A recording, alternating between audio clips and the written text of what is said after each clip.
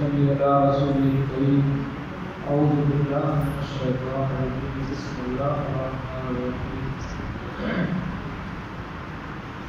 ان اللہ یأمر مساجد اللہ من آمن باللہ والیوم الآخر صدق اللہ العظیم وقال رسول اللہ صلی اللہ علیہ وسلم من اعتکف عشرا في رمضان كان كحجتين وعمرتين او كما قال عليه. میرے محترم دوستو، رمضان مبارک بالکل تقریباً آدھا گزرنے والا ہے. رمضان مبارک کا دوسرا عشرہ شروع ہے. حدیث پاک میں آتا ہے، نبی پاک علیہ السلام نے فرمایا ان اولہ رحمہ، کہ رمضان کے پہلے 10 دن وہ اللہ سے رحمت مانگتے ہیں. وَأَوْسَطُهُ مَغْفِرَةٌ، رمضان المبارک کے درمیان کے 10 دن اللہ پاک سے اپنے گناہوں کی معافی مانگتے ہیں. سابقہ جتنی خطائیں، لغزشیں، گناہ، کمیاں، کوتاہیاں جو کچھ ہوئی ہیں، اللہ سے بخشوانے کا یہ 10 دن کا یہ عرصہ ہے. وآخرہ عتق من النار، اور رمضان المبارک کے آخر 10 دن یہ جہنم سے آزادی کے 10 دن. اب رمضان المبارک کے درمیان والے 10 دن گزر رہے ہیں. پہلا عشرہ گزر چکا، پتہ ہی نہیں چلا ہے. ایسے ہی پتہ ہی نہیں چلے گا کہ سارا رمضان ختم ہو جائے. اب رمضان ختم ہو جائے، ہماری بخشش نہ ہو تو ہم سے بڑا پھر معلوم کوئی نہیں ہوگا. اللہ پاک سے لو لگا لیں، اللہ سے صلح کر لیں. اور اللہ پاک نے اس برکت والے مہینے میں اللہ نے کتنی بڑی بڑی چیزوں سے ہم سب کو نوازا ہے. ان میں سے ایک عمل بہت عظیم ہے، وہ اعتکاف کا عمل. حدیث پاک میں آتا ہے، نبی پاک علیہ السلام ساری عمر وہ اعتکاف کرتے رہے. مہینے کا اعتکاف بھی کیا ہے، 20 دن کا بھی کیا ہے، اور آخری 10 دن کا اعتکاف تو وفات تک معمول رہا. نبی پاک صلی اللہ علیہ وسلم کی وصال کے بعد امہات المؤمنین، ازواج مطہرات، وہ ساری کی ساری 10 دن کا اعتکاف کرتی رہی اور وہ معمول رہا ہے. اور یہ اعتکاف یہ فرض کفایہ ہے. سارے محلے اور ساری بستی میں ایک بندے کا اعتکاف بیٹھنا ضروری ہے. اگر ایک بھی نہیں بیٹھے گا تو سارے محلے والے گناہ گار ہوں گے، سب پر گناہ کبیرہ ہوگا. تو ہم تو شوق کے ساتھ بیٹھے کہ یہ مقدر کے ساتھ، نصیب کے ساتھ یہ گھڑیاں ملتی ہیں کہ اللہ کے در پہ ہم مہمان بن کے آ جائیں. 10 دن اللہ اور اللہ کے رسول کے مہمان بن کے ہم مسجد میں آ جائیں. حدیث پاک میں آتا ہے، من اعتکف عشرا فی رمضان کان کحجتین او عمرتین، کہ جس نے رمضان کے آخری 10 دن میں اعتکاف کیا، اس کے لیے 2 حج اور 2 عمروں کا ثواب اللہ پاک نے دیا. حج کرنا کوئی آسان ہے؟ پہلی بات تو یہ ہے، حج میں جان بھی لگتا ہے، مال بھی لگتا ہے. جان لگتی ہے تو وہ بھی ہر بندے کی طاقت نہیں. کتنا مشکل کام ہوتا ہے، رش بھی ہوتا ہے، گرمی بھی ہوتی ہے، اور کام میں تھوڑی کمی کوتاہی ہو جائے حج فاسد ہو جاتا ہے. اب اس میں نبی علیہ السلام نے فرمایا کہ جس نے 10 دن کا اعتکاف کر لیا، 2 حج اور 2 عمروں کا ثواب. لاکھوں روپے کون لگا سکتا ہے؟ ہر آدمی کے بس کی بات نہیں ہے. لیکن رمضان میں 10 دن اعتکاف کرنا تو ہر آدمی کے بس کے اندر ہے. امیر بھی بیٹھ سکتا ہے، غریب بھی بیٹھ سکتا ہے. اور پھر سارے بندے 10 دن نہیں دے سکتے، اس کے لیے بھی راستہ کھلا ہے. حدیث پاک میں آتا ہے، صحابہ نے پوچھا، اللہ کے رسول اگر ہم 10 دن اعتکاف نہ کر سکیں، ہماری طاقت نہ ہو، فرمایا 1 لمحہ اعتکاف کر لو، اللہ اس کا بھی ثواب دے. چنانچہ کتابوں میں لکھا ہے، ایک بندہ آتا ہے مسجد میں نیت کرتا ہے، ہمارے لیے اعتکاف معدود تو بھی حاضر مسجد، میں جب تک مسجد میں ہوں اعتکاف میں نیت کرتا ہوں، اللہ پاک اس کو بھی تمام عبادات کا ثواب عطا کرتا ہے. جو فضائل، جو خصائص سنت اعتکاف کے ہیں، اللہ اس اعتکاف کے اجر دیتے ہیں۔ حتیٰ کہ علماء نے یہ بات بھی لکھی ہے، کوئی بندہ اگلی صف سے لے کر نیت کرتا ہے میں اعتکاف کی نیت کرتا ہوں، باہر نکلتا ہے مسجد تک، یہ گھڑی جو باہر نکلی تھی اعتکاف کا ثواب ملتا ہے۔ اس کے لیے سارے بھائی نیت کر لیں۔ اور رمضان کی گھڑیاں جا رہی ہیں بہت تیزی کے ساتھ۔ ایک حدیث میں سناتا ہوں، حدیث پاک میں آتا ہے، شیخ الحدیث مولانا زکریا رحمۃ اللہ نے اپنی کتاب میں یہ حدیث نقل کی ہے کہ جو بندہ 10 دن کا اعتکاف نہ کر سکے، مغرب سے لے کر عشاء تک مسجد میں رہے، کتنا ہے؟ مغرب سے لے کر عشاء تک مسجد میں رہے اور مغرب سے عشاء کے درمیان کوئی بات نہ کرے، صرف نفل پڑھے، تلاوت کرے، دعا کرے یا ذکر کرے، کوئی اور دنیا کی بات نہ کرے، مغرب سے عشاء تک مسجد میں ٹھہرا رہے، اللہ ہر دن کے بدلے میں اس کے لیے جنت میں ایک بہت بڑا محل بنا۔ یہ حدیث میں آتا ہے، اتنا بڑا اجر ہے۔ 10 دن ہم نہیں بیٹھ سکتے، مغرب سے عشاء کو بیٹھ سکتے، مغرب سے لے کر عشاء تک کوئی بندہ مسجد میں ٹھہرتا ہے، کسی سے کوئی بات نہیں کرتا، ذکر تلاوت نوافل دعا ہی کرتا ہے عشاء تک، اللہ جنت میں ایک محل بنا۔ یہ مشکل ہے، تو یہ ساری باتیں ہم سنیں بھی، عمل بھی کریں، اپنے گھر میں جا کے اپنے گھر والوں کو بھی بتائیں۔ اور ایک روایت میں آتا ہے جو بندہ مسجد میں آ جاتا ہے، اعتکاف کرتا ہے، مسجد میں اعتکاف کرنے والے کو باہر کی تمام نیکیوں کا ثواب دیا جاتا ہے۔ یہ باہر جو نوافل ہو رہے ہیں، کوئی بندہ کسی بیمار کرسی کے لیے جا رہا ہے، بیمار کرسی کے لیے کتنا اجر ہے؟ 70,000 فرشتے دعائیں مغفرت کرتے ہیں۔ باہر جنازہ پڑھتا ہے، 1 کی رات کا ثواب، دفن کرتا ہے 2 کی رات کا ثواب۔ اعتکاف والے بندے کو مسجد میں بیٹھ کر جنازہ پڑھنے کا ثواب ہے۔ ایسے ہی کوئی بندہ صدقہ کرتا ہے، جتنا صدقے کا ثواب اس کو ملے گا اعتکاف والے کو ملے گا۔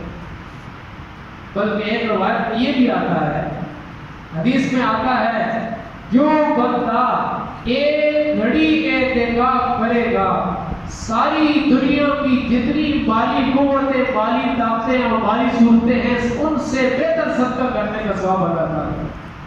اب اندازہ لگتا ہے 20 منٹ اعتکاف کا اجر اتنا ہے کہ ساری دنیا میں جتنا سونا، جتنی چاندی، جتنا مال، جتنا روپیہ، جتنی زمین، جتنی جائیداد ہے، وہ ساری کی ساری اللہ کے راستے میں خرچ کرے، 20 منٹ کا اعتکاف اس سے زیادہ ثواب ہوتا ہے۔ تو ہم سارے کے سارے اعتکاف کی نیت کر لیں، اگر اعتکاف نہیں بیٹھ سکتے تو اوروں کو تیار کریں، ہمارے کہنے پر، ہمارے ترغیب دینے پر اگر کوئی بندہ تیار ہو جائے گا تو ہمیں پورا ثواب بغیر اعتکاف کے مل جائے گا۔ تو اعتکاف صرف مردوں کے لیے نہیں ہے بلکہ عورتوں کے لیے۔ ہاں وہ الگ بات ہے کہ عورتیں مسجد میں اعتکاف نہیں کر سکتی ہیں، عورتیں اپنے گھروں کے ایک کونے میں ایک حصہ مختص کرے گی تو جتنے احکامات اور جتنے فضائل اور جتنے مسائل اعتکاف مردوں کی مسجد میں ہیں وہ سارے ان کے اوپر لاگو ہو جائیں۔ مثال کے طور پہ کوئی عورت گھر کے کونے میں پردہ لٹکاتی ہے، اب اس پردے سے باہر وہ بغیر ضرورت کے نہیں نکل سکتی، اس پردے سے باہر اگر بغیر ضرورت کے نکلے گی اس کا اعتکاف ٹوٹ جائے گا۔ تو جو آداب مسجد میں مردوں کے لیے ہیں، عورتوں کے لیے گھر میں اعتکاف کرنے کے، اور جو فضائل مردوں کے مسجد میں ہیں وہی عورتوں کے، جیسے میں نے ابھی حدیث سنائی ہے، جو بندہ مغرب سے لے کر عشاء تک مسجد میں ٹھہرے گا اس کے لیے جنت میں ایک گھر بنایا جائے گا۔ اب ایسے ہی کوئی عورت اپنے گھر میں مغرب کی نماز پڑھنے کے بعد عشاء کی نماز پڑھنے تک کسی سے کوئی بات نہ کرے، مغرب سے عشاء تک وہ عورت نفل پڑھے یا دعا کرے یا قرآن پاک کی تلاوت کرے یا اللہ کا ذکر کرے یا درود شریف پڑھتی رہے، یعنی کوئی دنیا کی بات نہ کرے، تو اس کے لیے بھی گھر میں یہی ثواب لکھا جاتا ہے۔ تو میرے عزیزوں، ہم سارے کے سارے اللہ کے در پہ آ جائیں. اللہ کے در سے ہٹ کر کسی جگہ پہ سکون نہیں ہے, کسی جگہ پہ عزت نہیں ہے. وقت گزر رہا ہے اور وقت کی گھڑیاں بھی گزر رہی ہیں. رمضان کی برکتوں والی گھڑیاں ہمارے ہاتھ سے جا رہی ہیں. مقدر اور نصیب کے ساتھ صحت کی حالت میں اور زندگی میں یہ رمضان کا مہینہ ملتا ہے. اسی لیے ہم ہر رمضان کی ہر گھڑی کو اپنی زندگی کی آخری گھڑی سمجھ کر گزاریں تو ہماری یہ رمضان کی گھڑیاں قیمتی بن جائیں گی. حدیث پاک میں آتا ہے جب رمضان کا چاند نظر آتا ہے جنت کو روزانہ سجایا جاتا ہے. ویسے تو پورے سال سے سجایا جاتا ہے, لیکن جب جنت کو روزانہ سجایا جاتا ہے, جب آخری عشرے کی آخری رات آتی ہے, اللہ فرماتے ہیں خوشخبری ہے میرے ان بندیوں اور ان بندوں کے لیے کہ جنہوں نے پورا مہینہ مجھے راضی کرنے کے لیے اپنے آپ کو بھوکا رکھا, اپنے آپ کو پیاسا رکھا, رات کو تراویح کی نماز پڑھی, اپنے آپ کو جگائے رکھا.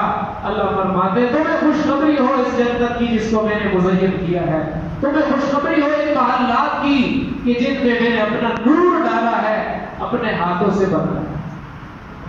تو رمضان کی گھڑیوں کو ہم ضائع نہ کریں.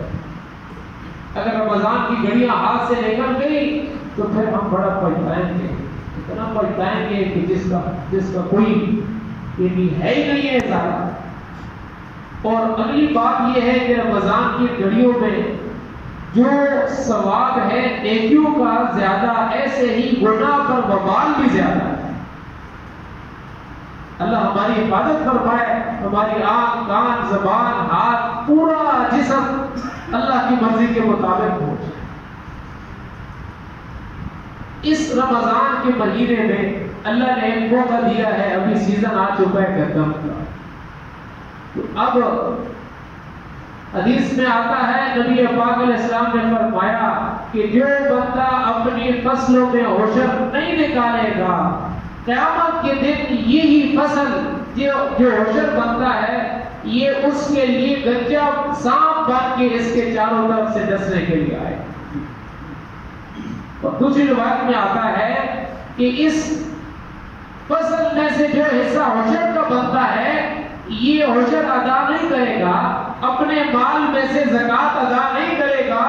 قیامت کے دن اس مال کو جہنم کی آگ میں ڈالا جائے گا اور اس بندے سے کہا جائے گا کہاں ہے زکوٰۃ کا مال, کہاں ہے عشر کی فصل؟ یہ کہے گا وہ تو دنیا میں رہ گئی ہے. اللہ فرمائیں گے موجود ہے, کہاں ہے؟ جہنم کی آگ میں ہے, جاؤ لے کے آؤ. حدیث میں آتا ہے فرشتہ مارے گا اور پھر یہ لے کے جائے گا, لینے کے لیے جائے گا.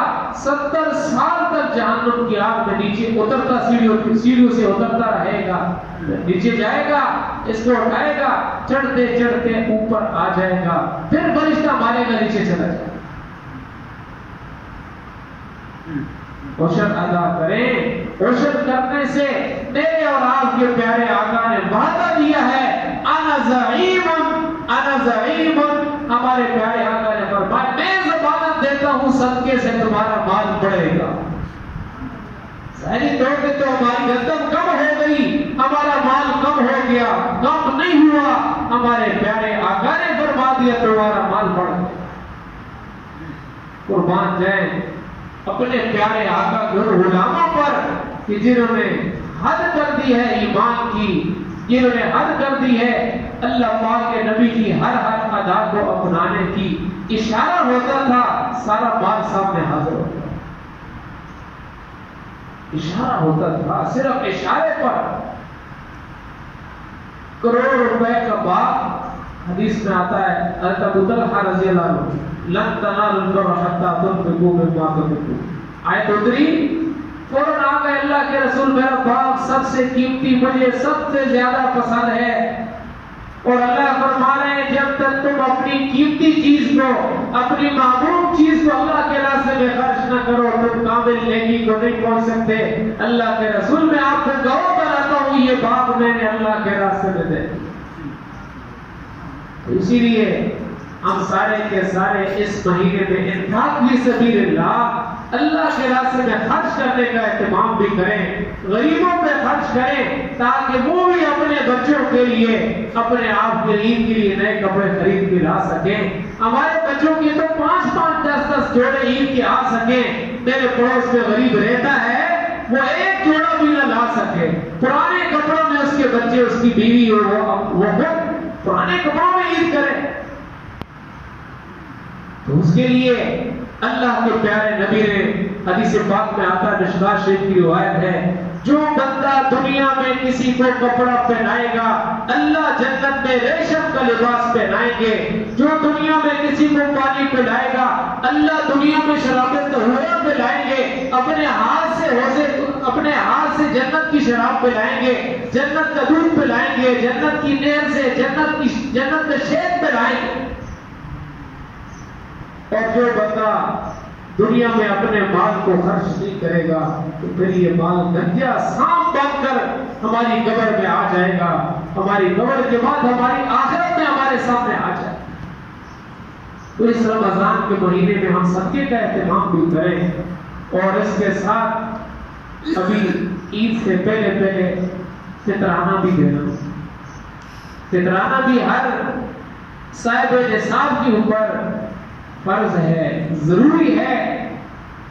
حدیث پاک میں آتا ہے کہ جو بندہ صدقہ فطر ادا نہیں کرتا اللہ اس کو مصیبتوں بیماریوں میں مبتلا کر دیتے ہیں۔ اب صدقہ فطر کا مطلب کیا ہے کہ اپنے آپ کو، اپنے جسم کو پاک کرنا۔ مال جو ہم مال میں زکوٰۃ ادا کرتے ہیں، مال میلا ہو جاتا ہے، اس کو ہم پاک کرتے ہیں۔ زکوٰۃ کا معنی ہے پاک کرنا، اور فطرانے کا مطلب ہے کہ اپنی جسم کو پاک کرنا تمام مصیبتوں سے، اپنے جسم کو پاک کرنا تمام بیماریوں سے، اپنی اولاد کی جسم کو پاک کرنا۔ تو گھر کا جو ایک یہ سرپرست ہے اس کو تمام اولاد اور گھر والوں کی طرف سے صدقہ فطر ادا کرنا ضروری ہے۔ اور صدقہ فطر کی مقدار تقریباً 125 روپے بھی آتی کم سے کم۔ اب حدیث میں آتا ہے نبی پاک علیہ السلام اپنا صدقہ فطر کشمش سے ادا فرماتے ہیں۔ کشمش سے، اب کشمش کے لحاظ سے تو کم از کم تقریباً 1000-1200 روپے بن جاتا ہے فی آدمی کا۔ اللہ نے مال دیا ہے، ڈرو نہیں، اللہ اس مال کو بڑھائے گا، اتنا دے کہ کل غریب کو کچھ بن تو جائے۔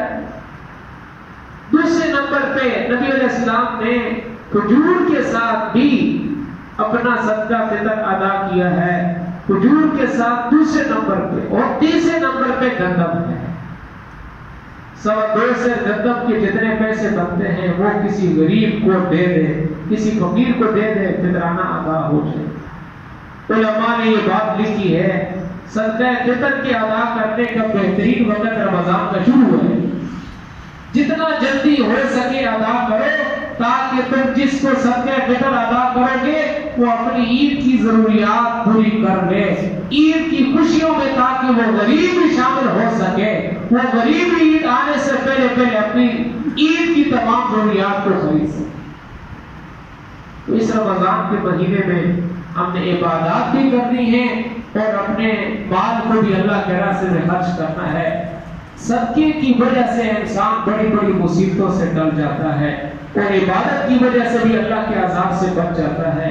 اللہ پاک ہم سب کو عمل کرنے کی توفیق نصیب فرمائے۔ تو ابھی فصلیں کٹ رہی ہیں، عشر کا وقت ابھی ضروری ہے، عشر دینا ضروری ہے، تو سارے بھائیوں سے درخواست ہے ڈرے نہیں، انشاءاللہ ہم عشر ادا کریں گے، ہماری فصل میں اللہ برکت دے گا۔ جو 1 مہینے میں پوری ہوتی ہے 2 مہینے نکالیں گے، 3 مہینے نکالیں۔ اب ایک مسئلہ عشر کے مطابق ہے، یہ عشر کتنا ہے؟ عشر کے لیے اگر ہم اپنی کھیتی کو خود پانی لگاتے ہیں، کنویں کا یا کسی ریت کا پانی لگاتے ہیں، اس پہ محنت کرتے ہیں، تو پھر 19 حصے اپنے ہیں، 20واں حصہ وہ اللہ کے راستے میں فقیر ہوتا ہے۔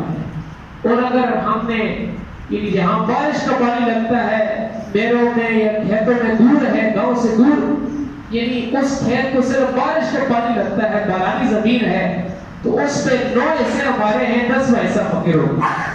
9 کلو اپنی ہے، 10واں کلو وہ فقیروں کا حصہ ہے۔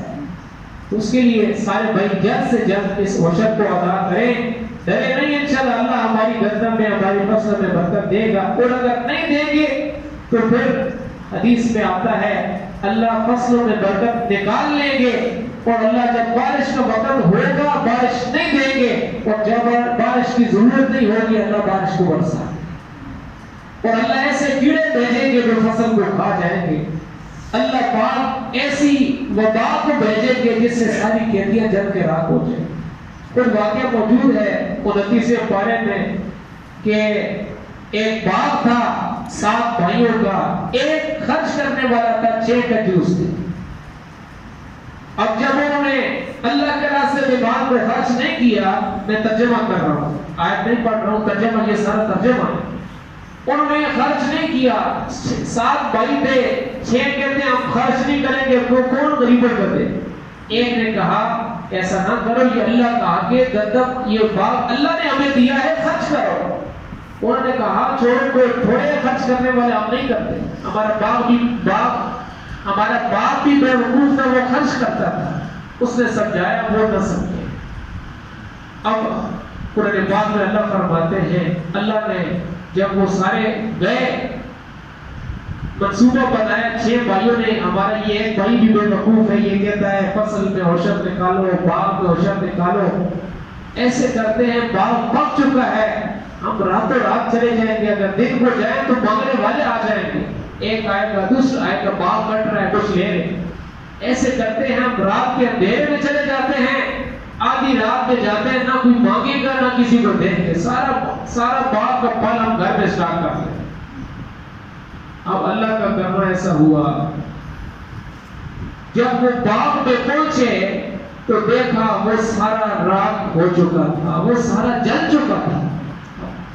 ان میں سے ایک کہنے لگا ہم بھول گئے یہ ہمارا باغ نہیں۔ اب جو بندہ ان کو سمجھانے والا بھائی تھا وہ بھی ساتھ تھا، اس نے کہا میں نے سمجھایا نہیں تھا، باغ ہمارا ہے لیکن اللہ کا عذاب آ چکا ہے۔ تو یہ میں نے قرآن پاک کی آیات کا ترجمہ سنایا ہے، 29 پارے میں یہ واقعہ ذکر ہے۔ تو اس کے لیے سارے بھائی روشن ادا کریں، اگر نہیں کریں گے تو پھر اللہ کی آفت آ سکتی ہے جیسا بھی آئی ہوئی ہے۔ یہ ساری وبائیں تب آتی ہیں جب انسانوں کے مال اور عبادات میں کمی آتی ہے۔ اللہ پاک ہم سب کو ساری باتوں پر عمل کرنے کی توفیق نصیب فرمائے۔ سنت پڑھ